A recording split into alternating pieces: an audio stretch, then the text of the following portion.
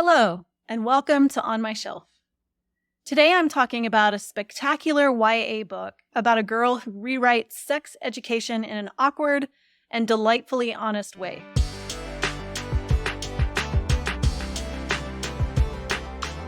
On the subject of Unmentionable Things by Julia Walton is the story of Phoebe Townsend, who secretly runs and writes all the content for a sex education blog, Circle in the Square, under the pseudonym Pom. When the blog goes viral, Phoebe, or rather Pom, gets all kinds of flack for the sex education blog. People call her names, including pervert. She's not a pervert. She just is really interested in research and sex education. And she believes that sex should be talked about and taught, not labeled a taboo subject. But then, a political candidate, Lydia Brookhurst, embarks on a mission to uncover the identity behind Pom because she believes the blog is, quote, an assault on morality and should be shut down. Phoebe may not be able to remain anonymous forever.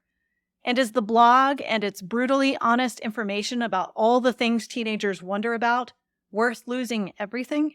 Julia Walton is also the author of Words on Bathroom Walls, which was turned into a movie, and Just Our Luck. I haven't read these, but they're definitely on my list after this one. I love this book for many reasons, but here are the top 3. First, the premise. I absolutely loved that this was about sex education, and there was so much information in the book that would be good for teenagers to know. Phoebe presents facts on her sex education blog, helpful facts like, can I get pregnant if I do this? She attacked myths and made sure fellow readers had the right information. She corrected misinformation and gave her readers an actual lesson in sex education. And in creating a character who did this, Walton was also doing it in her book, which I found brilliant and useful. I also loved that Phoebe would focus on those facts, and when people asked questions or they condemned her for her content, she reminded herself that facts aren't political. We can all use that reminder, can't we? The second thing I really loved about this book was the journalism. I am a former journalist, and I loved that Walton sprinkled in some little journalism elements. Phoebe is on her school paper, so she had to write articles and attend galas and produce the actual paper. But this also makes sense in light of her interest in facts. Journalism deals with facts. So by including journalism in the story, Walton also approached the subject of media literacy, basing things on facts instead of opinions, not being swayed by politics, not selling out because you might get something out of the story you spin that's no longer based on fact. It gives readers something deep and meaningful to think about. And the third thing I loved was a character who pushes against boundaries and questions the status quo. You probably know by now that I am a sucker for these kinds of characters, the ones who say, wait a minute, I don't think that's right, even if the whole world is claiming it is. The ones who fight against misinformation and stand up to those who spread it. Phoebe doesn't back down from her opposition, and she provides an example to her fellow peers, and also gives them useful and sometimes life-saving information. Phoebe was the kind of person we all want to be. From a craft perspective, there were several things to like about this book. The first was voice. This was most definitely the voice of a teenager. Phoebe was sarcastic, awkward, curious, matter-of-fact, and deeply self-conscious. She ticked all the boxes of what it means to be a teenager, and I loved reading every part of her journey. Walton captured the extremes of teenage emotions through Phoebe's voice. Her character shone through her inner thoughts, her dialogue, and even the blogs she wrote and the texts she sent.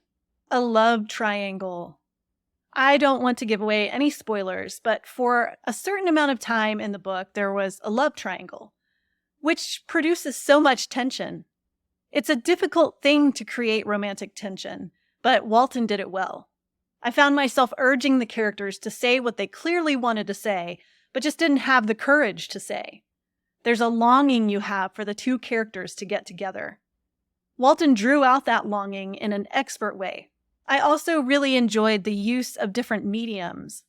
Throughout the book, Walton incorporated tweets, Q&A pieces from the blog, and texts. I love when I see a book that does this because it's authentic to teenagers' lives. They text all the time. A lot of them are on social media, although Twitter might already be outdated for most of them. But things like this break up the narrative and make the pages go fast. They also contribute to the character's journey and the plot. Phoebe answered questions on her blog. She also had to deal with not-so-great tweets. It felt very real for the way the online world works, and it also showed Phoebe's strength in either ignoring them or responding to them. So here's what we can take away from On the Subject of Unmentionable Things. Number 1, pick a mantra. I've mentioned already that Phoebe had a sort of mantra when she felt the pressure of the political candidate Lydia Brookhurst and the morality police. She would say, "Facts aren't political." This keeps her going in the fight and standing firm in the face of opposition.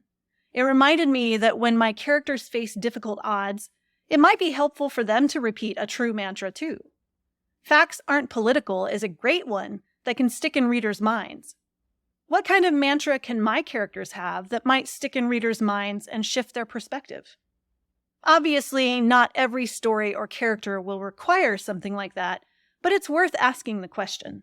Number 2, double up on character traits and their interests and vocations. As mentioned before, Phoebe is interested in facts, which makes her a great student journalist. This combination reminded me that our characters' interests and the things they want and choose to do with their lives stem from their personalities and circumstances too, but that's another discussion for another book. So paying attention to those things can create a richer character.